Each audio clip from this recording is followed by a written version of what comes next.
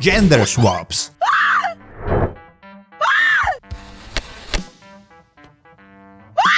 Everybody hates them, no one is safe from them. It's a gimmick that makes white, straight, patriotic men mad at the sight of a woman. I guess that's it.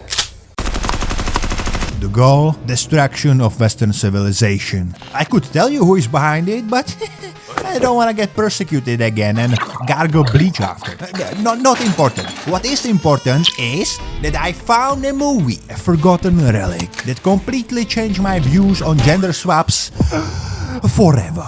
I need to warn you. After you watch this, you will start to demand gender swaps for all your favorite classics. This is the greatest die-hard gender swap ever made. I'm of course talking about Skyscraper from 1996, starring these two. Oh shit. Ooh, hoo, hoo. Ooh, hoo, hoo, hoo.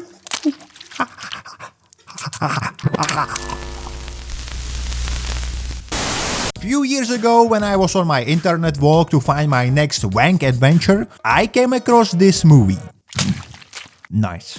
I immediately knew that one day I will make a video on it. And now, in 2025, Daisy Ridley has taken a break from saving Star Wars to kick ass in movie with some eerily similar vibes. The timing couldn't be more perfect. Somebody stop that man! I'm gonna dissect these two movies to show you that gender swaps are not a problem. We just forgot how to do them right. So, before we get to the good stuff like characters and other film icons, let's set the mood properly and kick things off with a breakdown of first 10 minutes of both movies. The Cleaner starts with establishing when our main protagonist was a child, she was a kid. Very important for the story. I mean, they had to have casting for a child that can climb things, man. Whatever. We jump 20 years later and we are following young femboy. Our main guy is late for work, even though he woke up 5 seconds after the alarm clock. His phone has 12:03, 10 seconds later it has 11:31. Normally, this is the part when I'm turning the movie off to get myself off. But, you know, sometimes you gotta lick the piss sausage to get to the salty sauce.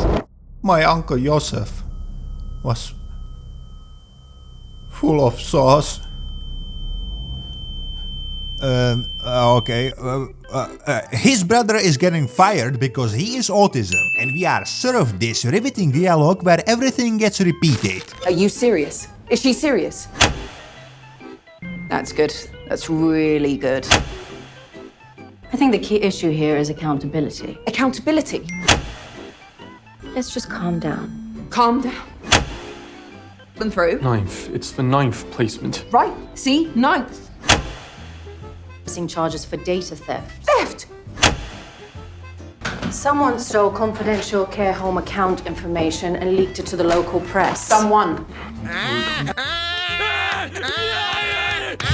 6 minutes into the movie and I want to try Kurt Cobain facelift. Meanwhile, at the same 6-minute mark in Skyscraper, we are here.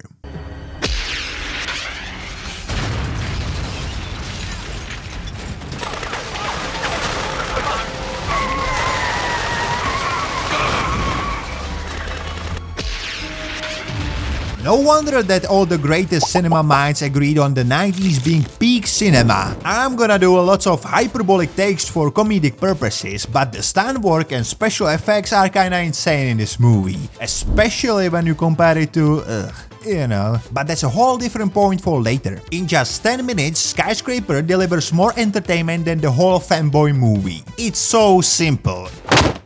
Some guys have meeting in alleyway. Oh boy, I hope no one would ambush them with POV rocket launcher.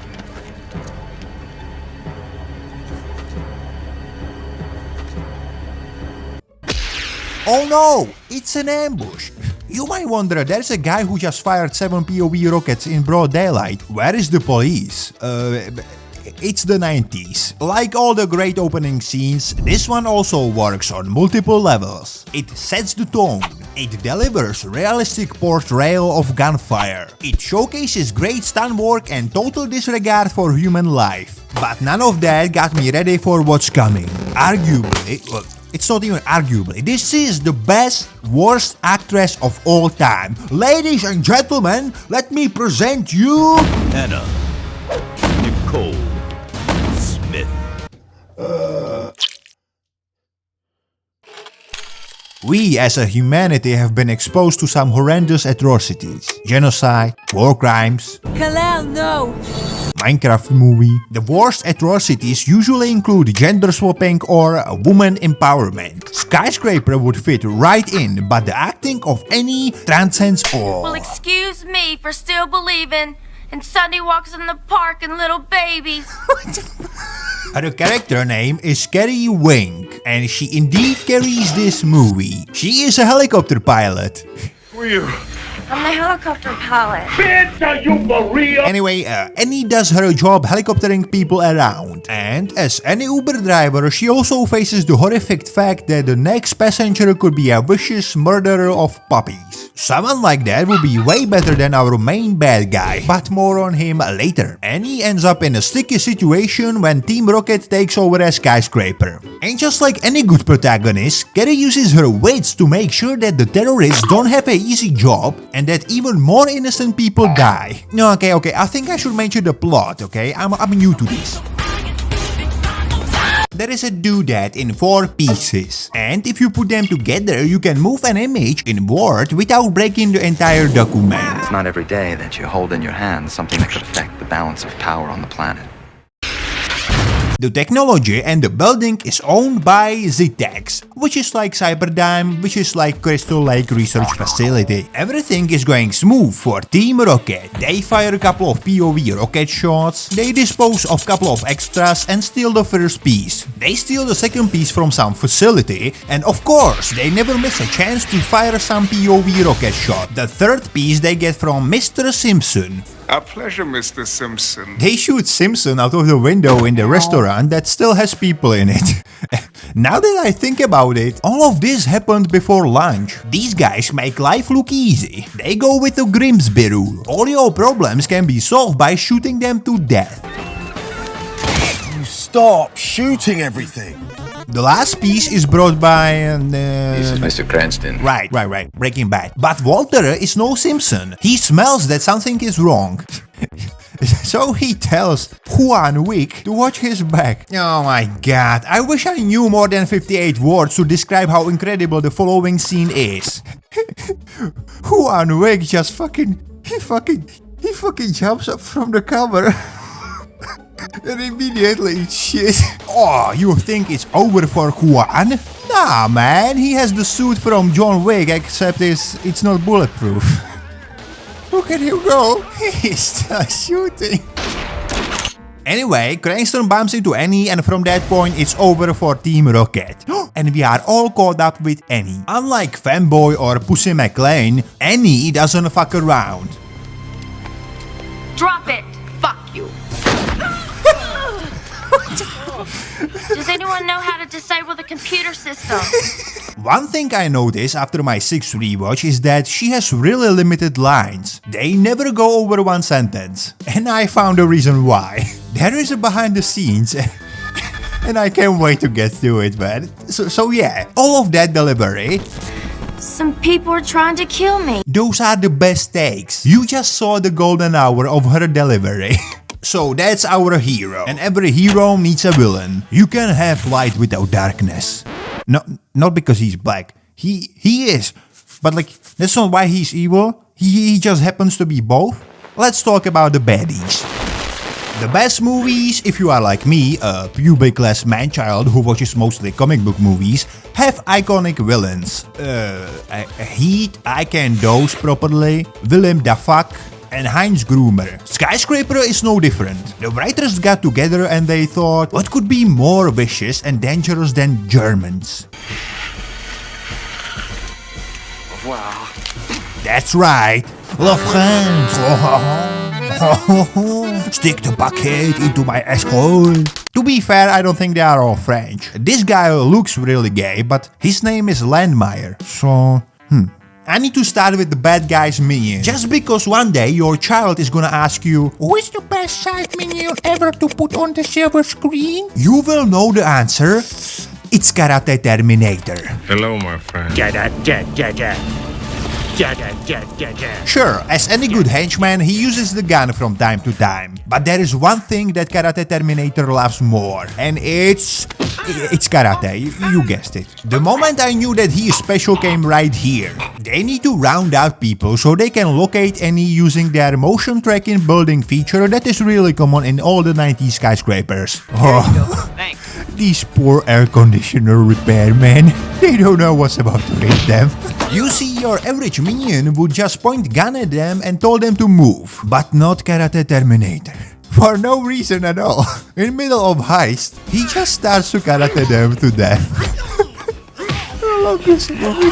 You would think that our main heroiness and her husband cop detective would be the main challenge for Karate Terminator and his disappearing and reappearing glasses. You are wrong. His toughest opponent is a random security guy. I hear you say, what? That's how you sound, by the way. How can a random security guy face Karate Terminator? Well, he's Asian, you know, so... After that legendary 1v1 that could be rivaled only by Matrix fight and or Numero Bis versus Amon-Bofis fight, Karate Terminator faces the main couple of heroes. He of course karates them both with ease. But as we all know, the one true weakness of karate... Guns beat karate. Every time. God. As Charles Bukowski said, my dear, find what you love and let it kill you. You will be missed. The main bad guy, his code name, Firefox. Or it might be his real name, I'm not really sure. He is the most brutal, straight to the point, no-nonsense guy. Mix of Gus Fring and Lasso Hugging Bear. You don't wanna fuck with him. Don't fuck with me! Our introduction to Firefox is him reloading his Mac-10. The one and only reload of Mac-10 in the whole movie. Oh, this is a Mac-10. It aids a character. He really likes to shoot his Mac-10. You know how Mac-10 starts the knock-knock joke?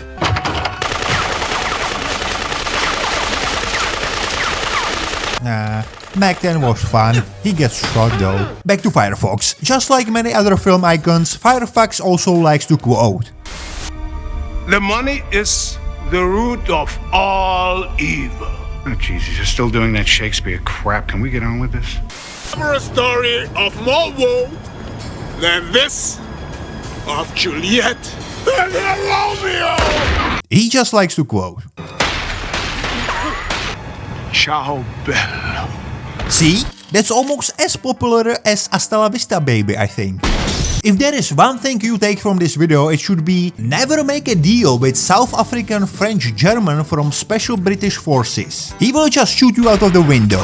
But this movie is not just perfectly executed stunt work, there are some mistakes. But unlike some unforgettable mistakes, these mistakes fertilize the movie. Like radioactivity fertilizing a lizard, just so New Yorkers could finally have a tragedy of their own. That's odd. How is that building standing? I guess Larry didn't own that one, but Not a single blooper from any other movie made me laugh as hard as what they left in this movie.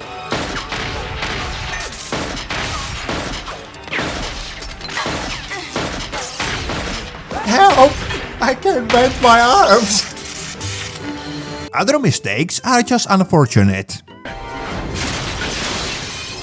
Yeah, he landed all funny, but it's not like they could afford more than one dead stuntman per take.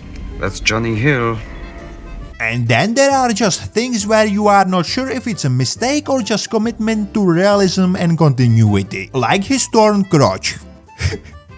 I can't stop looking at it. Help.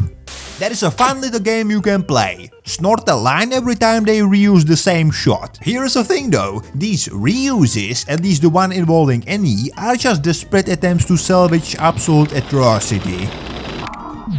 I'm heading eastbound, Leaving your hairspace. leading your hairspace. Eastbound, leading your hair... Okay, let's keep going. All right. I don't understand how this movie got made. Well, excuse me for still believing in Jim's Crispy Fried Chicken. Flo walks in the park and little baby. I'm pretty sure that Helen Keller would be easier to direct. Van Nuys Tower, this is one Racket Charlie. Say it again. I fucking love this movie. This is gender swap done to its absolute peak.